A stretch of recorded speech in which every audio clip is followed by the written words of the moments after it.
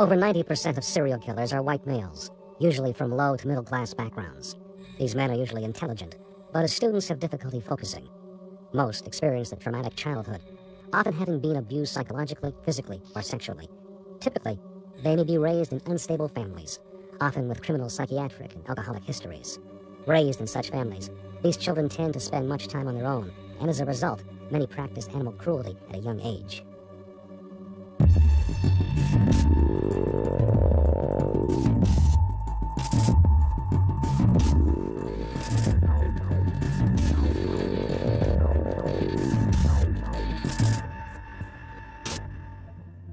Sometimes where, you might not have extreme forms of physical abuse, there's always some kind of extreme emotional or psychological abuse that these young children are subjected to, which really warps them out of shape. I mean, in one way or another, they come to associate the infliction of pain with pleasure. For example, John Wayne Gacy had an alcoholic father who often beat him. John Sr. would frequently insult the child, practically eliminating his self-confidence, which led to later difficulties John Jr. would have with his masculinity. As an adult, John began to rape and kill, eventually burying 29 bodies in a crawl space under his house. As Gacy was quite popular in his community, his neighbors couldn't believe that John was capable of such atrocities. Most people who suffer as children grow out of it and become upstanding, decent human beings. But serial killers who've suffered as children repeat the same mistakes over the course of their lives. They can't make the transition into adulthood. They have trouble making the transition in middle age. And at the very time in their lives when they feel they should be reaching the pinnacle of success, they find that they're sliding downhill fast. They want to feel important. They want to feel special. They crave the sense of power and dominance and control, but they simply can't achieve it in any respectable way. And so they kill and they torture and they sodomize and dismember, and that makes them feel good about themselves. Ted Bundy was born into poverty and never knew his father. He had good grades in school, but an unmanageable temper. At the age of 16, he became a voyeur, obsessed with masturbating. Who would have known that Bundy would become a serial murderer, and yet he killed many women?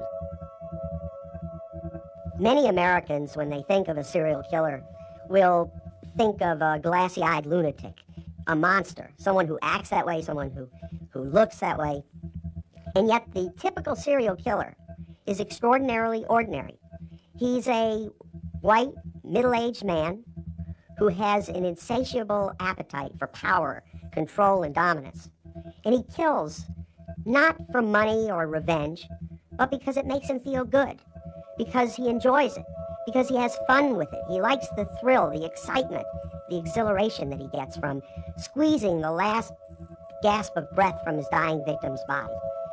He enjoys the suffering on the part of the victim, and he tries to make it slow and painful. It makes him feel superior to the extent that he makes his victim inferior. Gacy maintained a facade of respectability. He maintained a business, a family, married with several children, and that facade was sufficient to cover his tracks for many, many years. He enjoyed dressing up in a clown suit and clowning. He said that clowns can get away with murder. Eventually his wife left him, his business started failing, and at that point Gacy was caught, arrested, convicted, and after, again, 3 appeals in his case, Gacy was executed.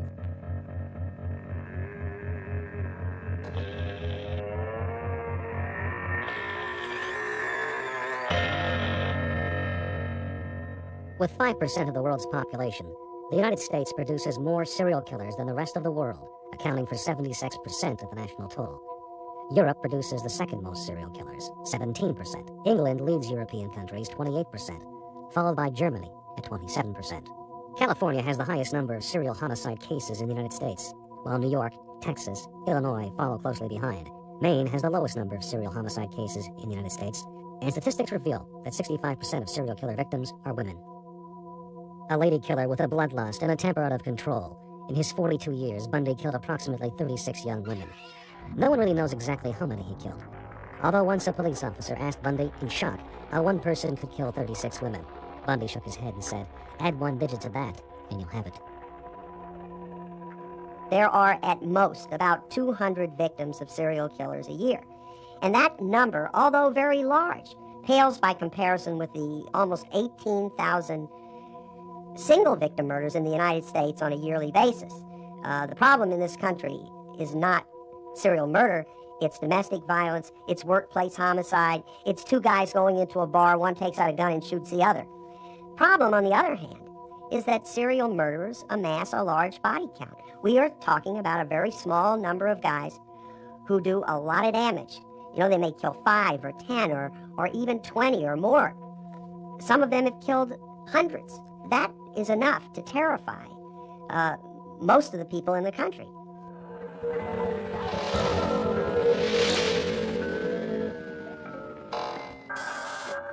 A cannibal is a person who eats human flesh. There is much discussion as to whether cannibalism is an inherent characteristic in all human beings, our animal impulses, or whether cannibalism stems only from the minds of mad beasts, such as some of the most prolific serial killers. Cannibalism is the ultimate form of aggression. There are tribes around the world who have incorporated cannibalism into warfare. So they achieve an ultimate victory not only by killing their enemy, but also by devouring his remains. Serial killers, like Andre Chikatilo, have also incorporated sadism into their warfare. They have, in the most sadistic possible way, cannibalized their victims by eating their hearts or their eyes or their genitalia in an effort to achieve ultimate pain and suffering on the part of the victim. It's this sadistic impulse that feeds the frail and fragile ego of a serial killer who desires so much, so desperately, to achieve a sense of power over other human beings. And cannibalism is the means whereby that happens. Anthropological evidence seems to suggest that cannibalism was a kind of activity that our pre-human ancestors indulged in with a certain amount of regularity. So I think that there probably is some innate impulse towards that kind of activity. And one of the things that you see with serial killers, I believe, is that that they kind of, again, act out very, very archaic, primitive impulses that clearly still exist on some very, very deep level. Cannibalism, so you'll hear from these mentally ill, psychotic types that they're consuming their victim to make their victim part of them so that they can keep them and have them always. Any serial killer who resorts to cannibalism is doing so as a last resort, out of desperation. Certainly, whether it's for sadism or affection, any serial killer who cannibalizes victims has broken one of the most pervasive and profound taboos in all of society. Psychologically, this means that the killer achieves just the opposite of what he had hoped. He may get a temporary rush, he may feel temporarily high, but in terms of his ego, in terms of self-image, he has got to feel worse about himself than he has before. On the other hand, once he has cannibalized, anything goes. As cannibalism may have stemmed from the days of our primitive ancestors, modern-day crime reveals a few of time's most prolific serial killers as cannibals. In 1968, the silver screen immortalized flesh-eating zombies roaming the hills of Pennsylvania in search of a good snack in George A. Romero's Dead Trilogy. These films seemed a mere footnote to the madness and turbulence that played out in real life during the most murderous decade, the 60s. Now is the out of Vietnam. 6 years later, chainsaws and cannibal family values were brought to the screen in Tobe Hooper's surreal cult thriller, The Texas Chainsaw Massacre. There's a sense in which these are our versions of what scholars call wonder tales. These are stories that fill us with a sense of the marvelous and the, sort of deliciously terrifying. People love to hear stories like that.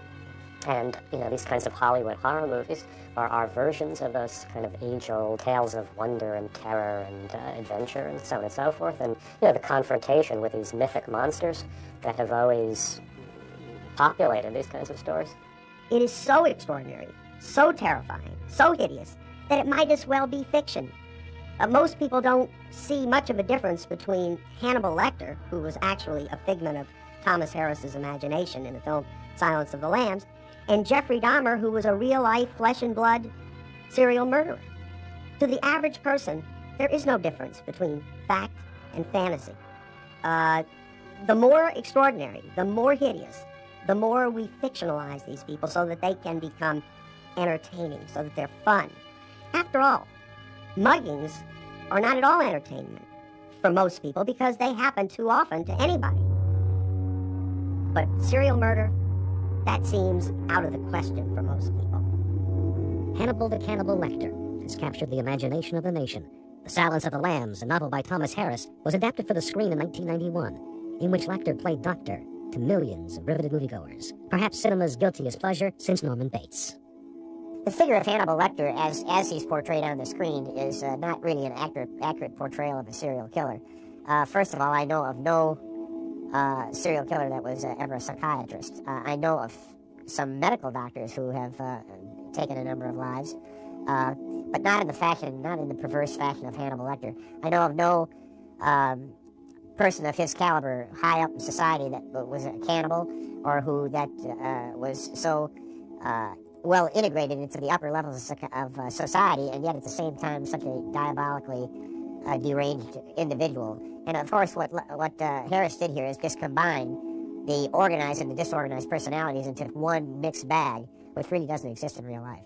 We kind of want to believe, and I think this is the meaning of Hannibal, is that the serial killer is a kind of, to some degree, a bit of a Nietzschean Superman, that he's more clever, more intelligent, more cagey than nearly anyone, except the one person who in the end, of course, will capture him. And even in the case of Hannibal, there's a certain elegance imparted to him, although in some ways it only makes him more terrifying. But it is part of the myth of the serial killer, at least as it's now being elaborated, that the serial killer is bigger than life. There's something weirdly asexual about Hannibal Lecter. You know, his motivations don't seem to be sexual at all. His desire to kill and devour other people. That's a very, very interesting aspect of his character. He almost seems to be above that. I mean, it's another thing that makes him seem not quite human and really larger than life in some way. He doesn't seem to be at the mercy of these perverse sexual needs, whereas somebody like Fish or Dahmer or any of these people, you know, they really, really are. Long before Hannibal Lecter, fictional cannibal, there was a man the tabloids labeled both the Gray Man and the Werewolf of Wisteria. He was a true-life cannibal, a living monster.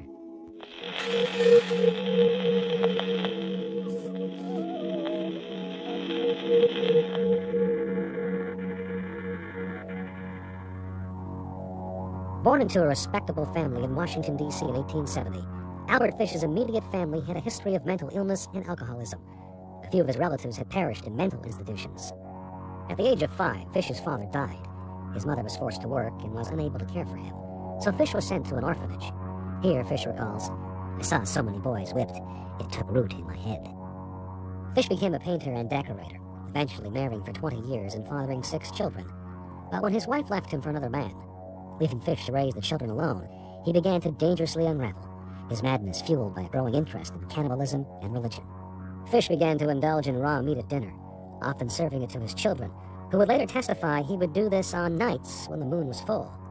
Though he was said to never have physically abused his children, he did encourage them and their friends to pound his buttocks with a self-made paddle studded with inch-long nails. There was a period of his life where he went off to Europe and apparently spent a lot of time in these male brothels. I think he was probably a male prostitute himself and indulged in all kinds of sadomasochistic, homosexual stuff. In New York City on May 28, 1928, 58-year-old Albert Fish responded to an ad placed in the New York World Classifieds by an 18-year-old boy named Edward Budd. The young boy was seeking employment. Fish, a house painter, deeply religious man, and father of 6, paid a visit to the Budd family at 406 West 15th Street, under the pretense of hiring Edward to work on his farmland upstate.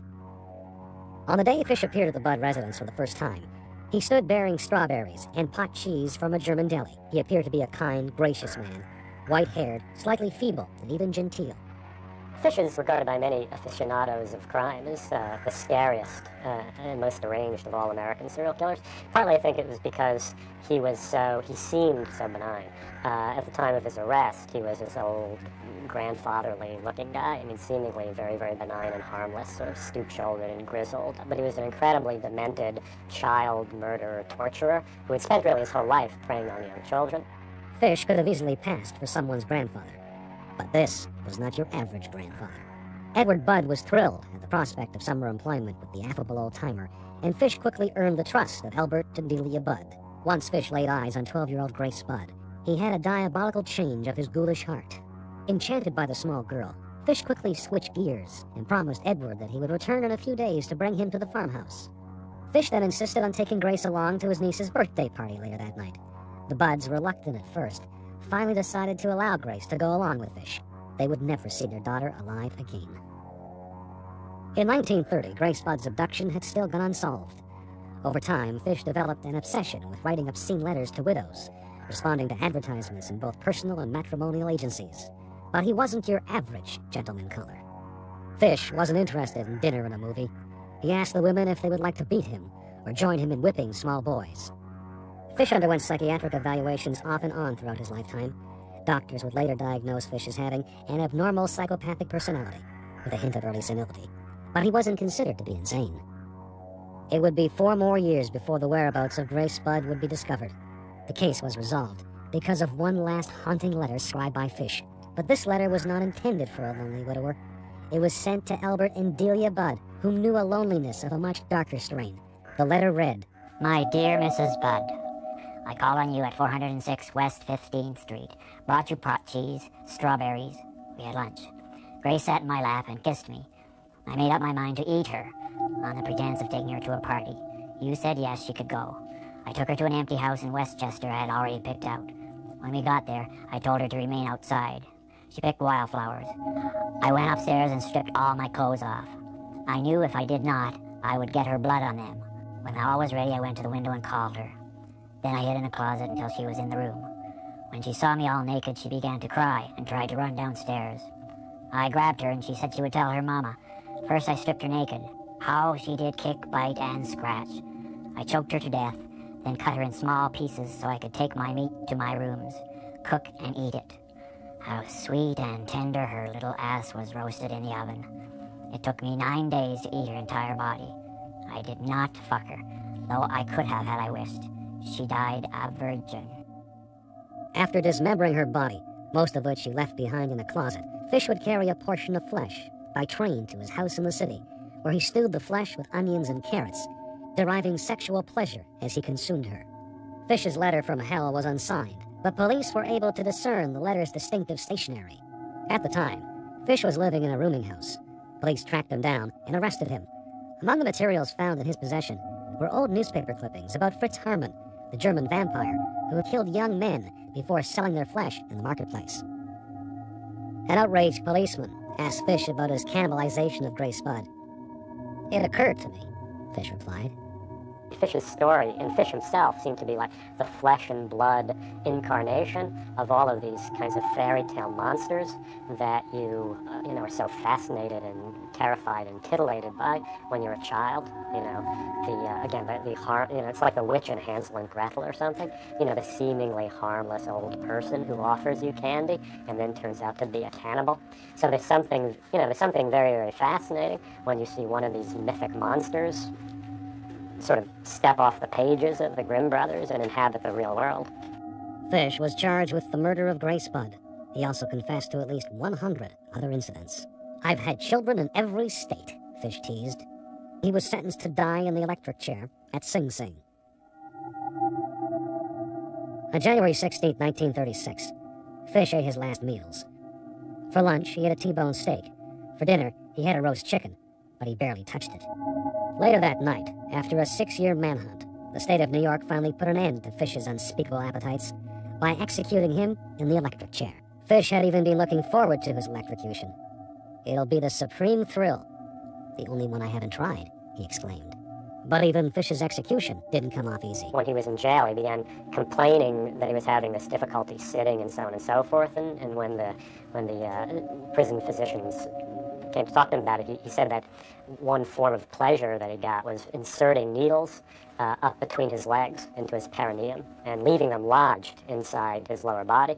And of course, nobody believed this was the case. And they x-rayed him. And in fact, they found, when the x-rays were developed, they found there were 27 needles of varying sizes that were shoved up into his pelvic region. This was just one of many forms of incredibly masochistic behavior that Fish indulged in. You know, he was a masochist and a sadist, a classic case of someone for whom pleasure and pain are completely inseparable. During the electrocution, all of the metal in his body caused a short circuit during the first shock. It took 2 massive jolts of electricity to kill him. At age 65, Fish was the oldest man ever executed at Sing Sing. So 50 years before America's favorite cinematic carnivore, Hannibal Lecter, there was Albert Fish, house painter, father of 6, and cannibal.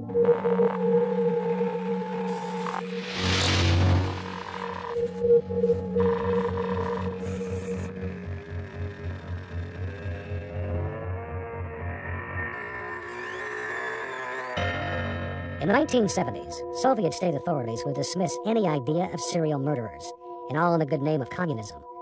But lurking among them was a man who would become the most prolific serial murderer in modern history. Andrei Romanovich Chikatilo was born in the Ukraine during a time of post-war famine.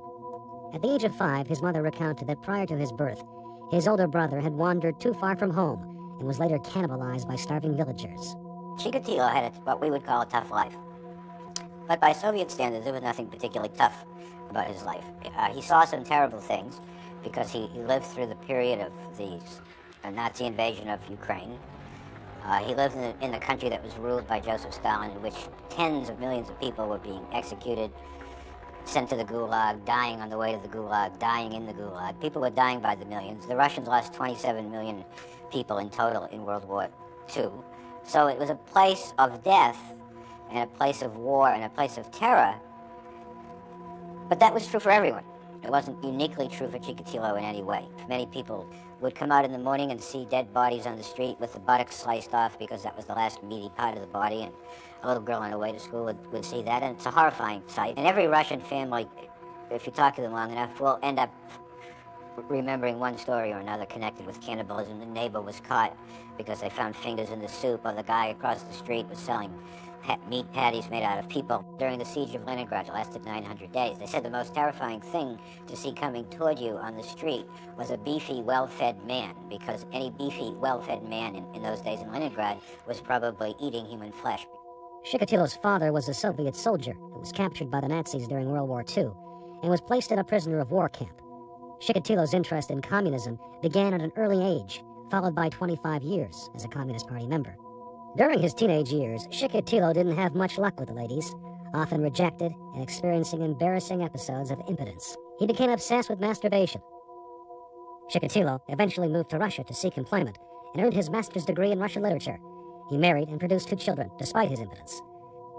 After losing interest in having sex with his wife, a few years later, Chikatilo would be charged with complaints of sexual misconduct and was fired from his job as a counselor. This early incident would indicate an interest in young girls and boys, not to mention disembowelment and mutilation, and a year later, he began to feed his ravenous bloodlust. The initial wounds on his victims would be frequent and shallow, and typically in this area, because at that point, Chikatilo would have had his victim on the ground, and he would be on top of the victim, having immobilized the victim in some way. And those initial wounds would be wounds of establishing dominance, not wounds that were trying to inflict pain or damage. Chikatilo moved to Rostov, where he worked as a teacher. Here, a monstrous spree of slaughter followed, spanning 12 years, and uncovering at least 53 gruesome murders, mostly young children.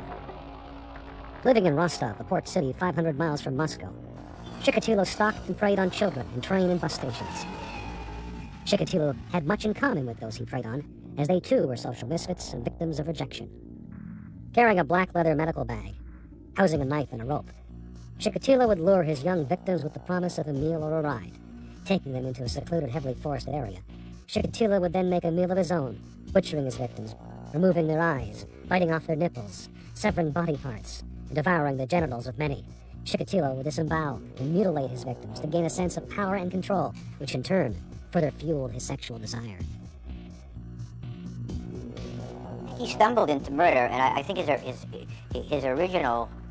first killing was, in a sense, accidental and logical at the same time. It was accidental because he didn't bring the girl there to kill her. In a certain sense, he was so unconscious from the force of his desire at that point that he didn't realize that he was going to have to kill her. But then, when he was done with her, it was clear that he could not let her. He was sober again. He was satisfied. His lust had been satisfied. His mind had cleared, and he saw that he couldn't let the girl go. Suddenly, he was a thinking being again. And therefore, as often happens in homicides, you got to kill her.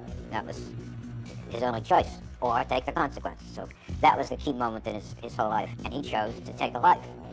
And he discovered, in the process of taking life, that his greatest pleasure was, in fact, in ultimately taking everything from the person.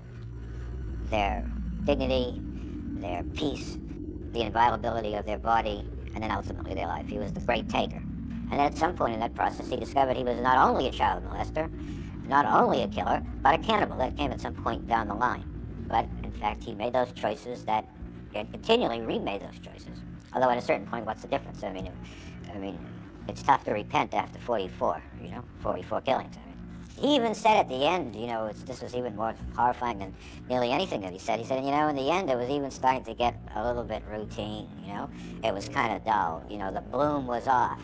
It wasn't like back in the good old days when it was all fresh to me, I was excited, It's hard to get excited about this stuff anymore, Typically, serial killers escalate their sadism, their torturing.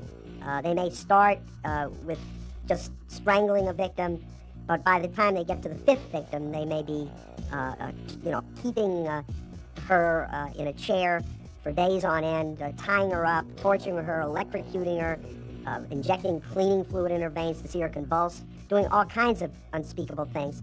And certainly at some point, the level of sadism increases so that cannibalism becomes a viable option. It's kind of like a drug addict who needs larger and larger doses of the same drug in order to maintain that high. Well, serial killers get high on sadism and on torturing, and at some point, they're not satisfied any longer by the level of sadism achieved, and they turn to cannibalism. In all, Chikatilo cannibalized at least 36 victims. Suspected as a likely subject to the Mad Beast murders, Chikatilo was later released before questioning. The Soviet authorities were informed that Chikatilo was a Communist Party member. Therefore, he could not possibly be a murderer, let alone a serial murderer. The investigating powers eventually turned their attention towards the moral cleansing of homosexuals in Russia, while more and more bodies, mutilated, were discovered, as Chikatilo, the bloodthirsty madman, was still on the loose. Incredibly, authorities released Chikatilo a second time, after a blood and semen test resulted in a negative match for Chikatilo's blood type. Free again, Chikatilo resumed his reign of terror until two Soviet investigators posted at a rural train station spotted Chikatilo emerging from the forest and immediately arrested him. At his 1994 trial, Chikatilo told the court how he would boil and eat the nipples and severed testicles of his victims. People in the courtroom fainted. The odd thing about Chikatilo was, even though he did admit to being a cannibal and eating or biting certain parts off of the body, he would never admit that he was eating the uterus of women. He would admit that he removed the uterus so skillfully, in fact, the police thought it had to be a surgeon for a while, and that was doing the killings, and they did background checks on thousands of surgeons, so he was quite skillful at that. And he would also admit that he would take the woman's uterus, which is a small pear-shaped organ as it's traditionally described, and he would nibble it, okay? Because he liked its springiness, he liked its toothiness, okay? But eat it? No, I would never do anything of that sort. That was true. He would never admit to eating it, and yet it was clear that he was eating it, at least again by circumstantial evidence, because none was ever found in the vicinity of the crime when bodies were found reasonably fresh. Inspector Kostoyev never quite knew whether that was because even Chikatilo had a little some shame left in him, or Chikatilo figured, okay, I'm I'm going to admit to everything else, but I'm not going to admit to absolutely everything. I'm going to keep a little power in the situation. Here I can say no, they're not going to do anything to me for this. They're already, I'm a lost soul, but here I'll make a little stand. I'll give them a little trouble. I won't go like a sheep to the end. What I did was not for sexual pleasure. Rather, it brought me some peace of mind, Chikatilo told the court. A lot of the wounds that Chikatilo inflicted were inflicted on the sexual parts of his victims, and it wasn't by accident. He was taking from them what he felt had been taken from him. In a certain sense, he was seeking justice. Little is known about the effects of eating human flesh. Some studies have revealed tribes ritualistically cannibalizing became struck with kuru, a disease of the brain, later named the laughing disease, causing hysterical laughter and crippling the sufferer with uncontrollable muscle spasms. It does strange things to the physiology. I mean, Inspector Kustoyev told me, and it's in my book Hunting the Devil, that there was terrible smells came from Chikatilo. They gradually disappeared, and then a Scottish doctor wrote me a letter explaining how the digestion of human flesh, we're not really set up for it, and it produces something, anyway, some kind of terrible chemical stink that emanates through the pores in the skin of the person in question. Some studies have proven that in large quantities, human flesh provides significant protein, tasting similar to veal, pork, chicken, or even sirloin. Chikatilo had no preference. Chikatilo had a disease. I mean, it's the question of, is Chikatilo sick or is he evil? I say he's both, and he's evil because he didn't take responsibility for his sickness. I mean, he knew, always, on some level, that you don't just kill little children. I mean, he wasn't a stupid person. He knew, and he was very careful to not get caught, and very successful in not being caught. Not only did Chikatilo express no remorse for killing his victims, he displayed no emotion for an innocent man convicted and executed for a murder Chikatilo committed in his earlier years. The urge that moved Chikatilo was clearly a very powerful urge, because it broke through all social taboos. It was a mighty urge. And yet, when Chikatilo felt the cops were on his track, suddenly he had the willpower to desist from those urges, resist those urges for 3 years at a time. After Chikatilo had been convicted for 53 murders, he was executed. He was taken from his cell, and traditionally, he would be forced to his knees. Then he would be executed by having a 9mm bullet shot through his brain from under his right ear. Just before they shot him, he screamed out, "Don't blow out my brains, the Japanese want to buy them." And those were Chikatilo's last words. And in fact, the Japanese did want to buy his brains, I believe. Or at least there were rumors to the effect that someone from Japan wanted to buy his brains. So his last words were, don't blow out my brains, the Japanese want to buy them.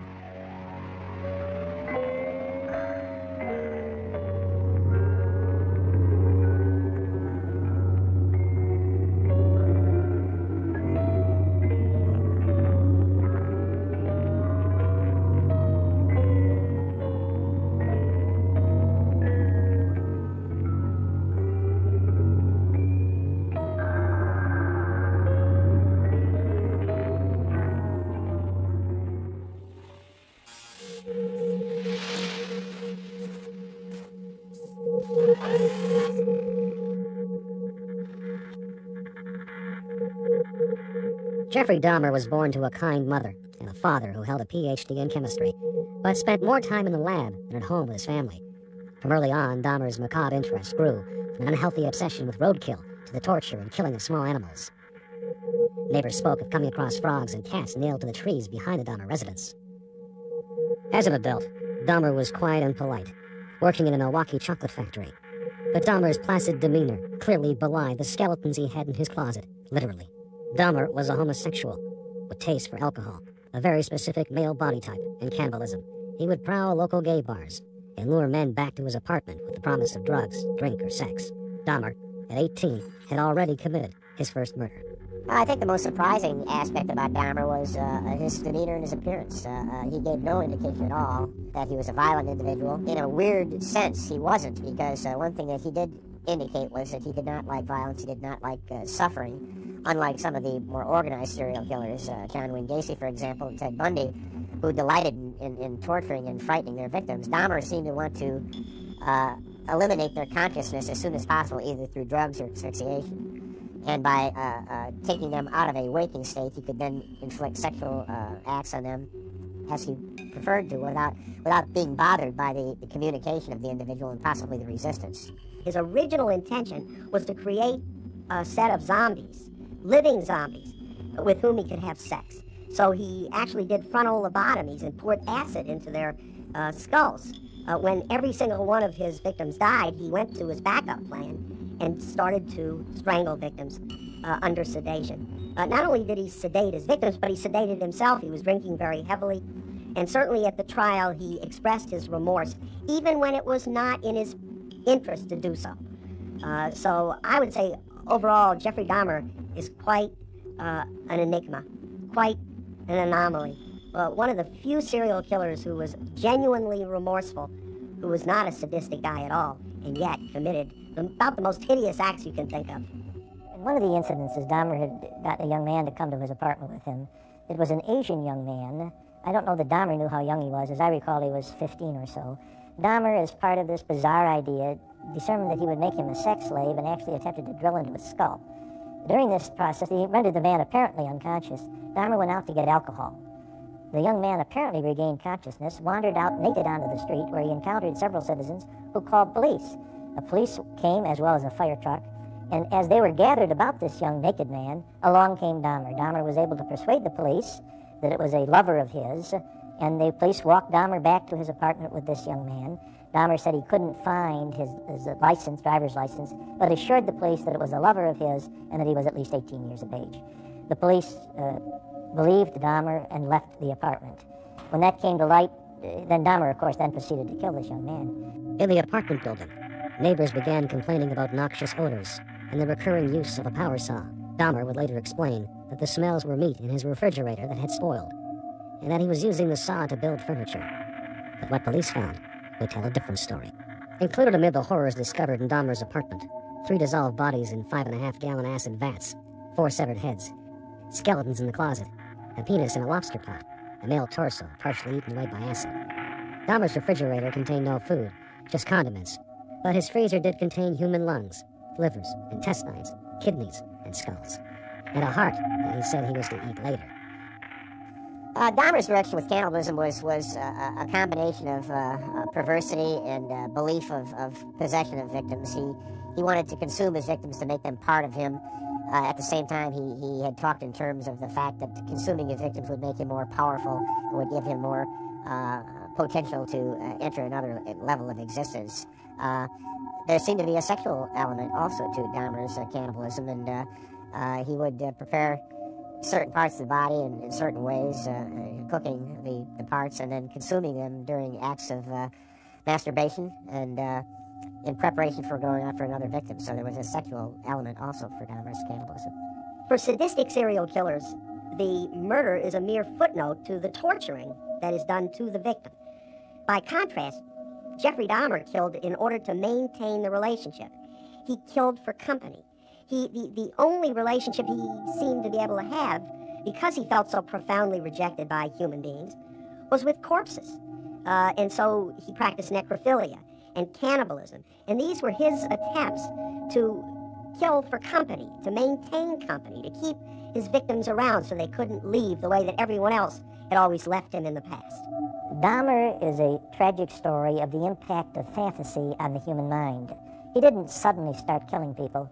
He started with a fantasy about beating a man unconscious and having sex with him.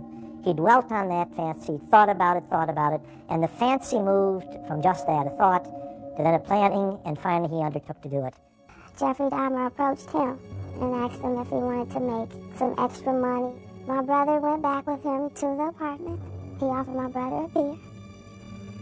He went to the refrigerator, opened up the beer, and put the sleeping portion in the beer and gave it to my brother. My brother drank the beer and passed out. While my brother was out, he was trying to do some type of experiment on him, where he drilled a hole in the temple of his head and poured some type of acid solution into the hole, trying to make him out of a zombie. It didn't work. He said my brother came to and said that he had a headache. So he gave him some more sleeping portion, and he was out again, and that's when he did whatever he did to my brother. I said if he was one of the victims, I said, where's his body at? How did he identify him? He said, well, we put like 100 pictures in front of him. And he pointed to the people he had murdered. And your brother was one of them. So I said, where's his body at? And I'll never forget the way he looked, and he said, and like all the deaths were gruesome, all of them, you know, but he said, all I can tell you is that your brother's death was one of the most gruesome of them all. And I said, I know what I've been hearing for the last 12 days. What could be more gruesome than what I've already heard? Unlike Fish or Chikatilo, Dahmer did express remorse and sorrow for his monstrosities. His trial jury, however, was not feeling sympathetic. Dismissing his attorney's plea for insanity, the jury convicted Dahmer of 17 murders. He was sentenced to over 900 years in prison. Before the trial, the families were asked to identify their loved ones. Mr. McCann took us all in a room, all the families, and he went down each family and told us what he did. Not really into detail, but just kind of like more or less generalization of what he did. And that's when I discovered he had cut off Eddie's head and put it in a closet for 3 days until he decided what he wanted to do with it. And then he decided to bake it. And I was told this just before we went to trial. So I had this on my mind, and then he tells us not to show no emotion, no outburst, no crying. I mean, my brother's head in the closet for 3 days, and someone's going to decide what to do with him. He already decided to take his life. I had no idea they was going to allow us to make a statement, and I was so anxious, so they made me laugh. I had no idea I was going to react the way I did. Because if I had thought about it, I wouldn't have said a word, just jumped up and grabbed them, but it wouldn't have done any good, and they had already told us that if we had made any outbursts that they would call a retrial, and I just didn't want to sit through that again.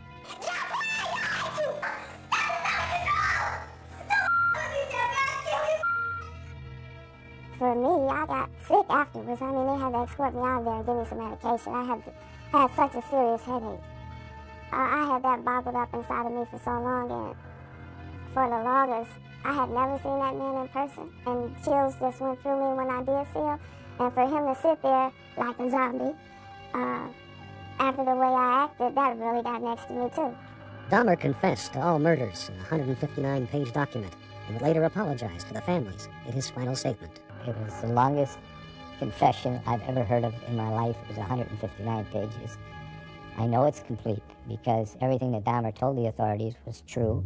It had all been checked out. I thought Jeffrey Dahmer might do well to make a statement the world wanted to hear from him. I thought the content was appropriate. They were his thoughts. It was an honest, heartfelt statement made by Jeffrey Dahmer. I feel so bad for what I did to those poor families, and I understand their rightful hate. I should have stayed with God. I tried and failed. We created a Holocaust. In 1994, in a ghoulishly ironic twist, Dahmer met his demise while actually cleaning house.